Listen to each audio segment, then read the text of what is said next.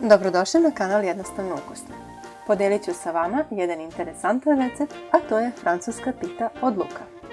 Od sastojaka potrebno je 500 g crnog luka, jedna veza mladog luka, 2,5 dl jogurta, 100 g trapista ili dimljenog sira, 3 jajeta, 2 dl pavlake, so, 3 kašike maslinovog ulja, biber,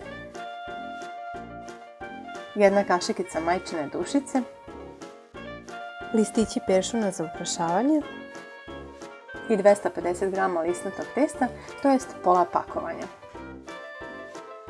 Crni luk očistimo.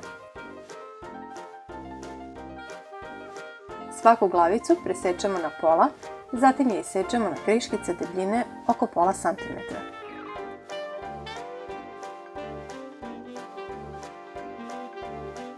Mladi luk isečemo na kolutiće.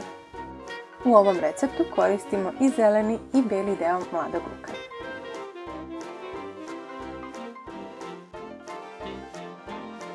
U dubljem tiganju ili šerpi zagrejemo maslinovo ulje. Zatim dodamo luk i dinstamo kratko.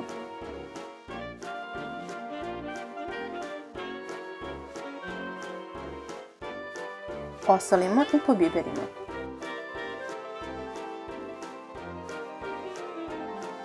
Dinstamo dok luk ne postane staklast, zatim mu dodajemo majčinu dušicu. Dinstamo još minut, dva, pa postepeno nalivamo jogurt. Luk je gotov kad omekša, za oko 15 minuta. Smesu ostavimo da se ohladi. Kocku lisnatog testa razvijemo.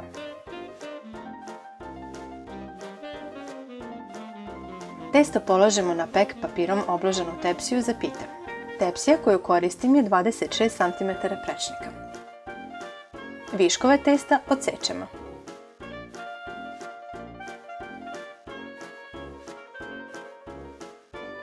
Ovo je jako važan korak.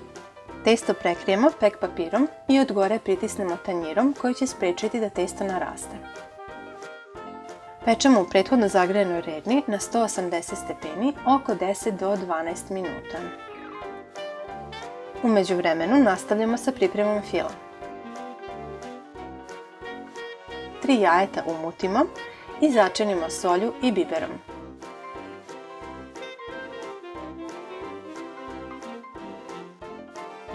Zatim dodamo i pavlaku.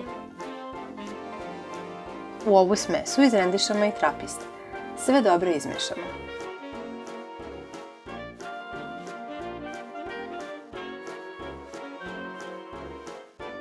Smesu od jaja, pavlake i sira dodamo prohlađenom luku i dobro sjedinimo. Na pripremljenu polupečenu koru izlijemo filo od luka.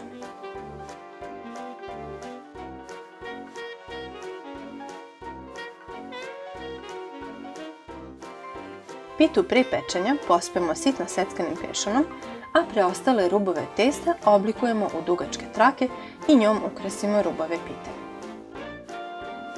Pitu vratimo u rednu na 180 stepeni i pečemo je dok ne porumeni. Prije služenja ostavimo da se malo prohladi kako bi se fil bolje stegao, a pita lepše sekla. Poslužimo uz jogurt ili kiselo mlijeko.